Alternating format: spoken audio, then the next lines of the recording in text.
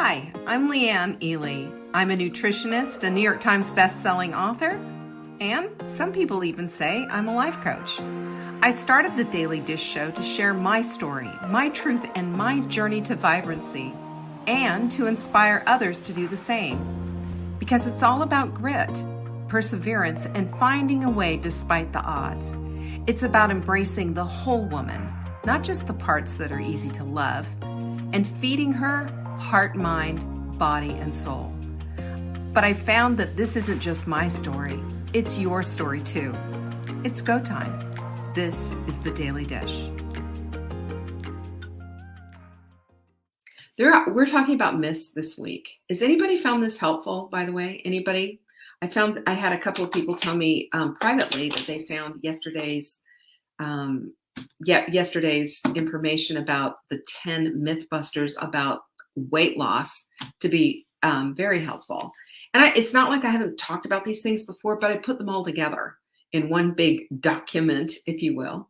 And by the way, all of our information is always available for you for the show notes on our newsletter, which you get once a day, right? Once a day. We're really careful about that. We know how you feel about emails. Feel the same way. I want to make sure that our emails are something that really help you out, okay? And in it, we have everything. So there's recipes, there's telling you about a deal that's coming up, and of course, the newsletter is also going to feature our show notes, and that's where yesterday's show notes were. So just go to SaveMeDinner.com. I promise you, an annoying little pop-up will come up. Isn't it terrible? I hate those things, but they're effective. That's why we use them. Even if you have a pop-up blopper, no worries. We have it on the sidebar as well. So check it out. Get signed up for our newsletters. I think you'll find them super helpful. Now, let's get into this myth of, you ready? The perfect plan. Anyone? Anyone guilty? All right, tell me if you've heard this one before. There was a praying man who was also in dire need of some help. His whole housing development had flooded, and he's on the roof of his house praying to God to help him to save me. He said, God, save me. God, help me. Soon, a man with a rowboat appeared and said, hop on down. I'll take you to safety. And the man says, no, it's okay. I'm praying to God, and he's going to save me. So the man says, okay, whatever turns your key, right? And off he goes. Next thing you know, a few minutes later, a motorboat appears, and the man says, hey, come on in here. He says, jump in, I can save you. And he says, no, it's okay. I've prayed to God. God is going to save me. So the same, the motorboat operator just shrugs his shoulders and goes, okay, dude, whatever. And off he goes. 5 minutes later, a helicopter appears. The water's getting closer and closer to this man. The helicopter appears, and what happens? The helicopter man, the pilot says, come on down. I'm going to throw down a ladder, climb the ladder. I'll take you to safety. And the man says, no, it's okay. I'm praying to God, and he is going to save me. And the helicopter kept saying, no, man, I'm here to save you. You got to get on this thing. It's getting too late. And he's kept insisting, no, God is going to save me. So the helicopter guy flies off. And then the water rose, the man drowned, and he's up in heaven. The man goes to heaven, he's up in heaven. And he finally says to God, he was a little bit cranky, and he said to God, I had faith in you, but you didn't save me. Why? And God says to this, I sent you a rowboat, a motorboat, and a helicopter. What more did you expect? And I think that this perfectly shows us, excuse the word perfect, our whole idea of it needs to be a certain way. Even when there are other options out there, we pick apart things, we look at things, and we think it's not quite perfect. You know, I get this all the time with Oh my God, I'm not doing the sprint because of this black coffee thing, right? Right. I get this a lot, and I've heard it before a lot, and I've actually done those things myself. But this notion of perfect is exactly what the carousel of crazy is. That we find something until we find a fault in it, until it's just, I just can't do that. It's just too overwhelming. It's too hard. It's too this. That's one avenue. Or, nah, not for me. And oh my gosh, there's pork on that. I can't eat that because of that. Oh my goodness, if it were plant-based, maybe, but it's this. Oh no, I can't do that because this fasting thing, I have hypoglycemia. And on it goes. In other words, the excellence of the plan is not good enough, but perfect's out there. So boom, boom, boom, hop, hop, hop, back onto the carousel of crazy we go, looking for perfect. The rowboat, the motorboat, and the helicopter are not enough. You want the hand of God himself to pick you up and take you out of that situation. You've heard me quote Derek Silvers, the owner of CD Baby, and I'm sure he's done something else, but he owned CD Baby at once upon a time. I guess CDs aren't quite a thing anymore. And he said, if more information was the answer, we'd all be billionaires with six-pack abs. And I think right now, the call to action here is this. It's time to step away from this kind of behavior, because it's this kind of behavior that takes us down a path of never good enough, of never being actionable, of never getting anything done. We sit paralyzed in our perfection. We sit paralyzed in this idea that if we just look a little harder, if we just do this a little bit, whatever, or if we mimic and follow someone exactly the way that they do things and all of that, that we will finally come to this place of nirvana and it'll all fall into place perfectly. And I say no. I look at this and I go, really? When we were little kids, fairy tales were the whole thing. We were little princesses. We dressed up like princesses, thinking that actual princes were going to come along, right? And then we grew up and found out, not maybe, or maybe that prince is more, I don't know, a dwarf with a wart on his nose. Who knows? But we believed somehow that it existed, that pixie dust and magic wands, and somehow or another in that horizon, someday my prince will come. And the good book says this: when I was a child, I spoke like a child. But when I became a woman, I'm taking a little latitude here, I put away childish things. I put away childish things. So I look at this and I think what childish things are is this picture perfect notion of the perfect plan, of the perfect life situation, of the perfect house, of the perfect relationship. Perfect isn't on this side of glory. Amen. The end. We're done. I'm cooked. Full stop. So I think what we need to start doing instead is putting all of this away and remembering when we start to go that way, to remember that this was one of the things that we did as children. When I became a woman, I put away childish things. Isn't it time to start putting away some of these childish things? And that's exactly what perfect always is. It's childish because it doesn't exist this side of Gloria at all. And I really believe that on the other side of glory, it looks a whole lot different than what we think it does. Maybe there's not going to be big pearly gates. Maybe there's not going to be streets lined with gold. Maybe that's all a metaphor. Who knows? Does it matter? What matters is this idea of what we're doing now with the precious commodity of time that we have, what we're doing now with all these choices in front of us, and what we're doing now as a community with each other, with our families, the connections that we make, and the lives that we're leading. And are we leading them vibrantly? Because that, my friends, is a purpose right there in and of itself. because that vibrancy, what do you think that does? It vibrates out. Vibrancy is vibrational. Good vibrations, just like the Beach Boys said. It vibrates out. And don't you think that you are touching lives when you're living your life vibrantly? Don't you think that you're connecting with the people that are around you and even the people that you don't know who are observing you? You're making a difference. And that right in and of itself is purposeful.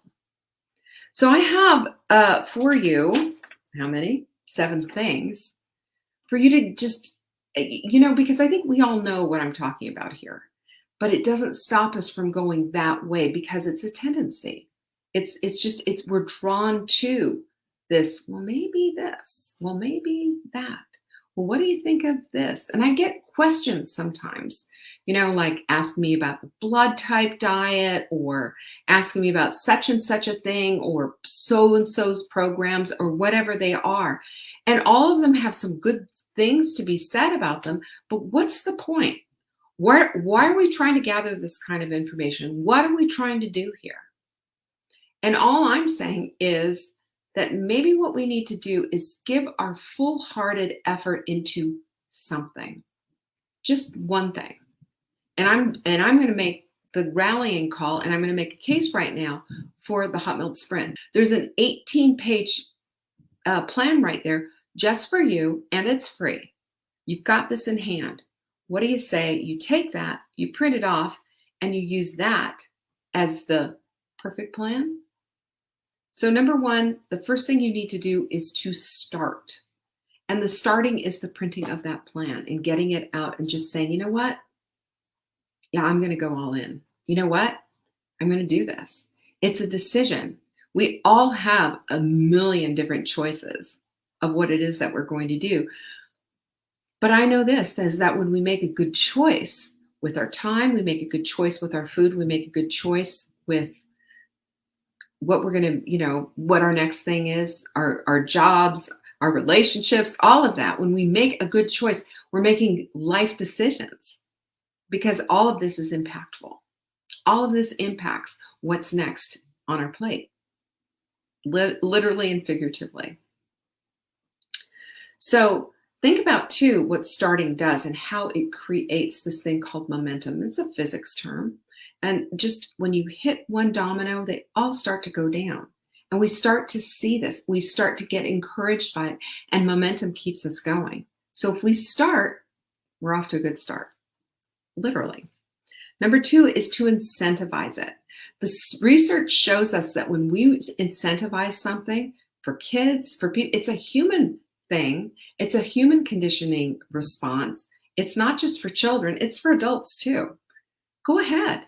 What are you going to do at the end of 7 days? If you did this, if you did your sprint full out, excellently, not perfectly for heaven's sakes, what would you give yourself as a little reward? What would you do? Mani-pedi, a little time out with the girls, a new book, some new yarn for all you hand doers, right? Think about that and make an incentive, a reward there just for you. Ask your hubby to let's make an agreement that we're going to drop $100 into our vacation fund or whatever it is that you're doing. All of this stuff just helps to move the needle to go the way that you want to go. Number 3 is to gamify it. What about if you said to all the lovelies on the Hot Melt Sprint page, you said, let's do this. I'll beat you to it. Put a heart here if you've done the 4-minute workout 3 times a day. Whatever it is, do that and see how many people you can get on your little bandwagon. How fun is that? We have people still hot melt 30ing. And Tanya, she's on day 143 or something like that. A post every day or a post every night. She's putting one there.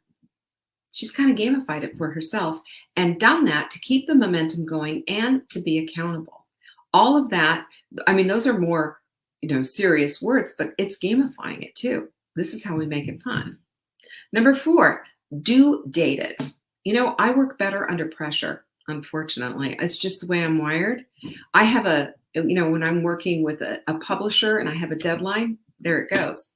When the Carousel of Crazy, by the way, I didn't tell you, get the Carousel of Crazy and the accommodating workbook at savingdinner.com/crazy if you haven't gotten your copy yet. And I'll sign it personally to you, by the way. But you can go get it there. But do you know, that took me forever to get out the door because I didn't have a publisher with a due date on my head. But when I've signed contracts and there's money involved and exchanged, here's your advanced cash, now go give me a book, and I have a publisher who's waiting for that book, it's on time. Or if I see that I might need an extension or whatever of time, I've done that before too. But it gets delivered. You deliver the goods. And if you don't have a due date, we have a tendency to dilly-dally and to just, I'll get a little bit done here and I'll get a little bit done there. So here's what you can do. You know what you can do right now? Start. Print it off. Get a grocery list going, right? Go shopping tomorrow. Next day, get everything set up for it. Get your girls in a row. Get your team of encouragers going. Who's in on the Hot Milk Sprint? Go post that in the group and say, I want accountability. I want to do this. I want to do this with everything that I've got. Who's doing it with me? I'm not the head cheerleader, by the way. I'm the coach. I am not the head cheerleader. You are. You're the head cheerleaders, all of you. And you want people to do it with you. You want help. You want encouragement. You want support. Then go out there and create it simply by posting about it. This is how we use groups to our advantage. This is how we do things in a way that helps us out, and it helps other people along the way out too. Number 5 is connect to it. Connect to it. This is how you bring in your why. Why do you want this? If everything is going so swimmingly in your life, if you feel really good in your skin, then why even bother with the sprint? What's in it for you? What's the why about? And that's the thing that I want you to emote over and to really think about. Because when we connect to our why hard, we're connecting also to the solution to whatever our issue or problem is. And that's the thing that keeps us going. So we connect to the solution and we emote over it. There's no stopping you. Get out of the way. Watch it get done. See how the ball moves down the field. Unbelievable. And number 6 is go all in, 100%. Did you know that 90% is more mentally exhausting than 100%? You know why? Because when you're going back and forth in your head like a ping pong game, should I not, should I not, should I not, it's exhausting. And most people finally just cave and say, forget it, I just can't, whatever. I'm tired of thinking about it. Have you ever said that? I'm tired of thinking about it? You are quite literally tired of thinking about it. So instead, just say, I'm doing this, and there's just no question. And then you take a look at your social calendar and what's an obstacle that might be in your way. Maybe you're getting together with a bunch of friends and they're going to this fancy, Chinese restaurant or whatever. Can you say, hey, can we do a steakhouse instead? Here's the deal. I'm all in on this plan. This is what I want to do. And I want to be able to order it according to what I want to have for that day. Can we do that? Get solution oriented. Number 6, did I just say that was number 6? I did, didn't I? Okay, so number 7 is stop dabbling. You know what dabbling means? It means to superficially try. I think of dabbling as it's like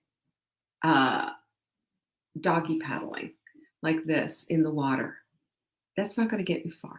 You need to get out there and do a real, Australian crawl. Isn't that what that is? You're going to travel the length of this lake. You're going to have to do some actual swimming and not just this. Don't dabble. And you know what? Trying is dabbling. I'm going to try the sprint. You're going to try it, or are you going to do it? Dabbling is piddling, by the way. That's my dad said, quit piddling around. It's just goofing off. It's just pretending. It's just sort of. And a very wise little green man said, But do or do not. There is no, try or try not. What is it? There is no try. Do it. Do it. And do it wholeheartedly, because this myth, again, of the perfect plan does not exist. And just messing around and pretending is basically swimming in, treading water. Number 8 is commit to consistency and watch what happens. Have you ever done that? There it is. Do or do not. There is no try. Sorry. See, I got my quotes all wrong. You know about that? Do you know about this commitment to consistency? Have you ever felt what it feels like to be consistent and how you feel about yourself the next day, and then the next day after that, and the next day after that? When you commit to consistency, consistency will show up in your commitment. Funny how that works, right? One hand washing the other. I want you to remember this. You are way more powerful than you think you are. Way more stronger than you think you are. You can say no anytime to the carousel of crazy thinking. Just say no. Just say, you know what? I've done that. I've proven that doesn't work. I've proven that to be a solution with no solution. It's not a solution. It's more crazy making. You can do anything you want once you make the decision to do so. That's it. It's a very simple thing. Your choices are so much more profoundly decisive and so much more profoundly important when you say, I've made a decision. See how it sounds. Oh, I chose to do this. I've decided to do this. What sounds more strong? What sounds more putting your fist down? Decision. You can create momentum by simply doing one thing and then doing the other and then doing the other. Your focus just needs to be on what's next, not what's perfect, but what's next. I did my smoothie. I got my supplements. What's next? Need to do a 4-minute workout. What's next? Check my hydration. What's next? See what I mean? One thing, then the other. And this is how excellence happens. Excellence happens because you just give it your all 1 minute at a time, at a time, at a time. And then if you mess up, you don't throw the whole thing out. You say, you know what? I'm backing away from childish things. When I was a child, I thought like a child, but now that I'm a woman, I've put away childish things. All around you, I'm going to tell you right now, and especially if you rally your community, all around you there is help. All around you. There are rowboats, there are motorboats, and lots of helicopters. If you're waiting for perfect and the hand of God to literally come out of the cloud and to pick you up, you're going to be waiting for a long time. It's time to show up. It's time to step up. And it's time to claim the vibrancy that you want in your life. And I'm going to tell you right now, it starts with the sprint. So, savingdinner.com/sprint. Let's do this together. What do you say? Pinkies up. Thanks for joining me today. I appreciate you. Peace be with you. Thank you for joining me today. You can find me on TikTok for daily tips to help support your most vibrant life. And remember, you are the author of your own story. Until next time.